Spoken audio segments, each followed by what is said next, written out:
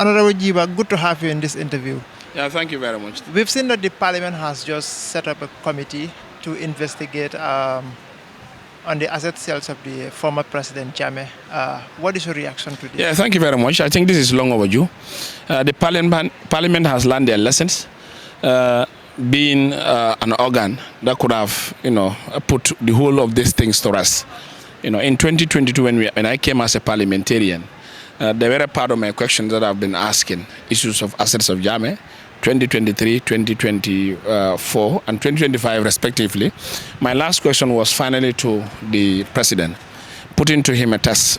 When failure had been done in questions that I raised to the justice minister, nothing was done or no answers were given that will be able to give us what we wanted, what the public wanted. Later I also attacked into questions with the finance minister, the same.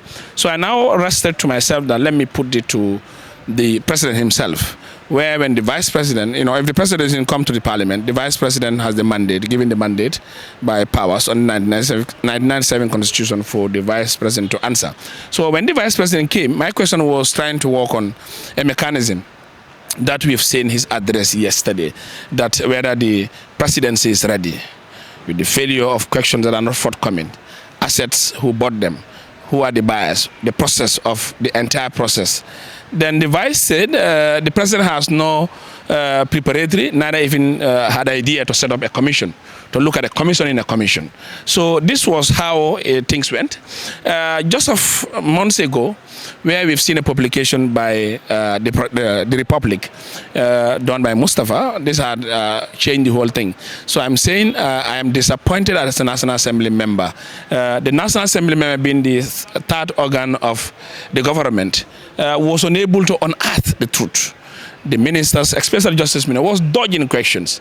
He was giving us ill informations that were not satisfactory to us as representatives of the people. So I've seen that when this was done, the entire National Assembly came up with where the majority leader came with a motion, seeking one, work on a debate that was yesterday we did about the assets of the former president. How was it sold? The mechanism, ways, a lot of issues that had happened that is showing a black spot to the Gambian people. Where today we restored onto a very powerful debate that we have also spoke to each other the truth, whereby saying that we have failed the nation as parliamentarians. Because when I raise questions, Sambajalo raised questions, Hassan raised questions, we put this. We've seen that division within the National Assembly whereby partisanship has taken this National Assembly. This is why we arrived today. If we are not partisan, today could have been a solving moment that everything could be very clear to the Gambian people, but because of our partisanship, we are unable to unearth this.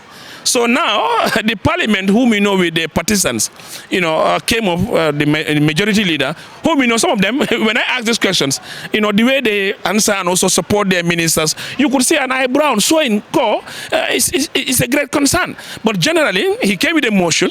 They were the people who were defending the ministers in making sure they give the public what is truthful. It is the same person who brought this motion. We supported the motion, wrote and signed, and we had a session. And today we are just from nomination of the selection committee, in which I personally voted against the nominee. My fact of the matter was only one thing, that I am not comfortable to the majority, the main government and NAM to lead as a chair. This is my but that I have in the selection committee. Because what I'm trying to put here is, the government should not be in the center stage of this.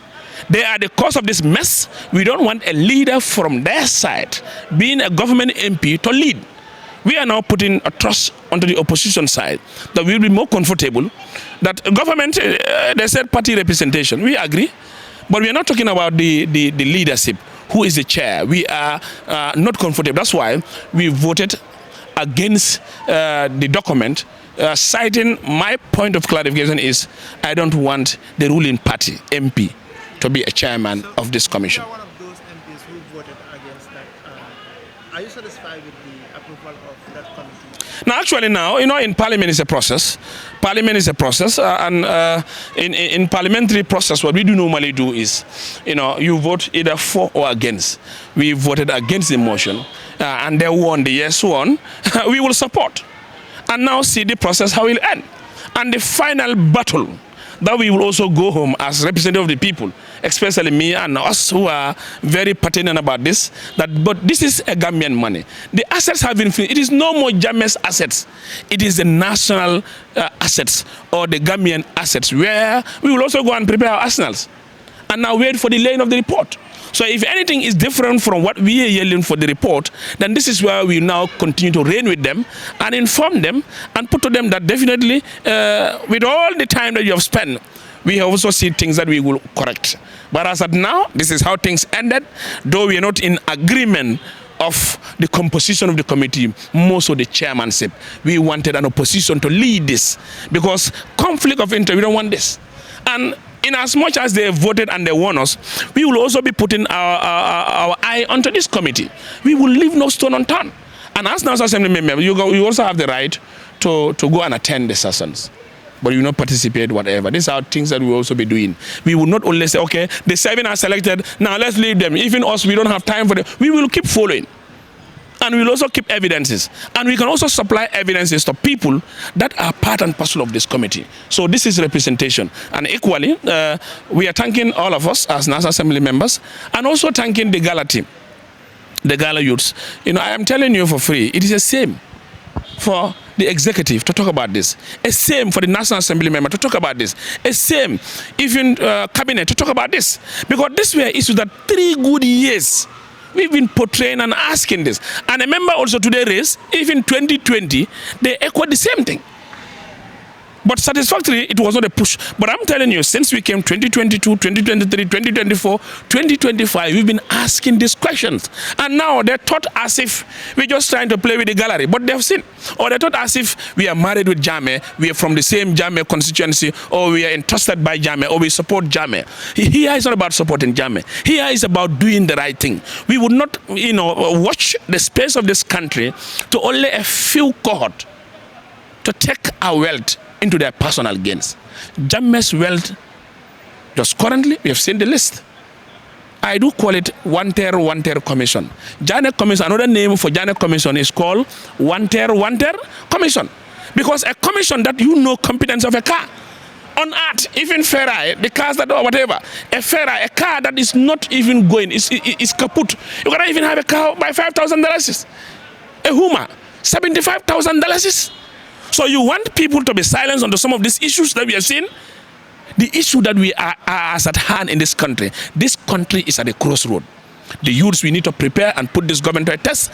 The citizenry, both men and women, we should know that this is one of the worst historic issues that we had seen so far financial embezzlement has concerned. The pre-colonial era of the West, the Jawara's era, the Jammeh's era. We have Umar H. Al-Ghali Commission.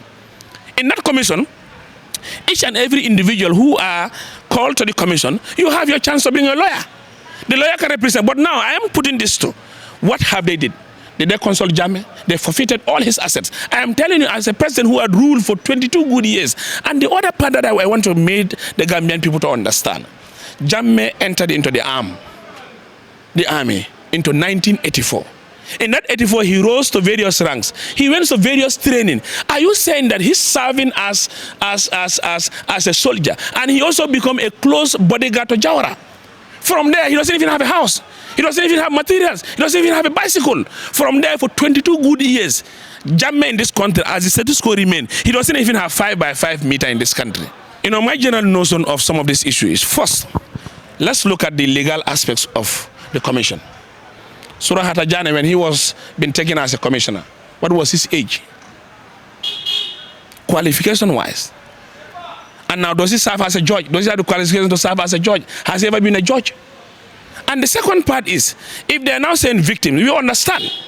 If the proceeds of what they are saying should go back to victims, I am putting this to all Gambian people. What have they given to the victims? When major chunk of money has been put into the pockets of families, into the pockets of elite families, into the pockets of people who thought that they are more onto responsiveness in issue of Gambianization than us. I can tell you how many victims we've seen them crying. Amunjara, Imam Fendin Tolla, they've took the money. Now you sold all those assets recklessly. The victim doesn't even have a penny on that. Are we qualified to even call onto issues of we have lost love for the victims that they are saying. Because for me, I'm seeing to it that, when the coalition partners came, they had vengeance and hate into Jammeh. And this is what they sown with anger. And as at now, we have seen the failure that we are seeing. It is a total failure. If it was not anger that aggregated issues that they have faced, we could not have reached this. The Mandinka said if you have, how to call it, I don't know how do we even call it, Kaba, and you forcefully, destroy it, you'll eat with more. This is what we have seen as a country. When they came, all of them, some of them, you cannot say you hate Jammeh. Jammeh has embezzled whatever. The wife, the bed that you are bedding with your wife and producing kids are all Jammeh's bed. We've seen them. Chairs, well established, well polished chairs. We've seen somebody buying $60,000. How many pairs? 14. A permanent secretary, and he's still working in government. This commission that the parliamentary inquiry is, it will unearth. People will be shocked the revolutions that will come. We have more and more, and I can tell you, we are all armed with a lot of issues that had happened. 2017, after the change, 2017, Farado Farm, where the cattle are, it's just like Ambiance Group. Even they have party, they come, kari tayi niso sana nga party, kari tayi nyinketen. The coalition partners, the cohort group. The failure of this country, they are the people. Today, most of them who are shouting, I am telling you, you'll be very shocked when the revolution starts. Others will now even go believe the art, and they will not even want to be sown. That's why we are now saying, irrespective of political affiliation, we'll be watching whoever is part and parcel in this commission or in this select committee. All of us have interest. Our interest is what? That money that they have seized on warranted assets. It is our asset, you and me. We want to make sure that it is accounted for.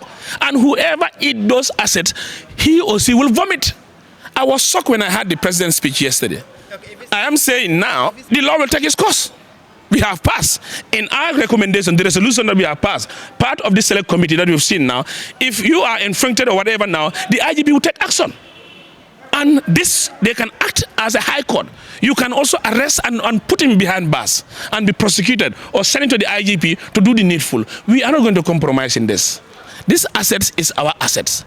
It is no more Jammeh assets. They say Jammeh time. It's not about Jammeh. They have seized everything from Jammeh. Even Jammeh's compound is a military barracks called 4th Infantry Battalion. Jammeh, who had served in the army from 1984 to 1994, before July 22nd. From July 22nd, he became a president up to 22 good years. He doesn't even have 4x4 meters. I want to be very clear. We are putting this to President Barrow, President Adama Barrow, the current president of this Republic of the Gambia, that if he also lose power, Manka Mankunda will be the 6th Infantry Battalion. Yes. What goes around, comes around. So if he doesn't stood and inform these cohort groups who are ready to destroy this country because of vengeance and hate, the country will not move. We are not saying that Jammeh is an angel. He doesn't do bad. But we are now saying is, in as much as the commission has talked about what they see about Jammeh, have they qualified to see, okay, based on law, Jammeh may also get this. Jammeh may also have this. Jammeh may also have. We want the qualitative aspect. But the whole thing you come and say, you don't owe anything. And they took everything. When they took everything now, we are also telling that any president that is coming, prepare. Barrow is there. He's not going to serve for decades or years. Even he served for 20 years or 30 years. He will one day leave. Manka Mankunda will also be the 6th Infantry Battalion. And we have to be very clear to people. It was just like an announcement. Barrow didn't announce. Barrow didn't do the State of Nation address. Barrow did an announcement, a very simple announcement. And now you could see from him, you read the person. Barrow has been misled. Barrow is not even well informed.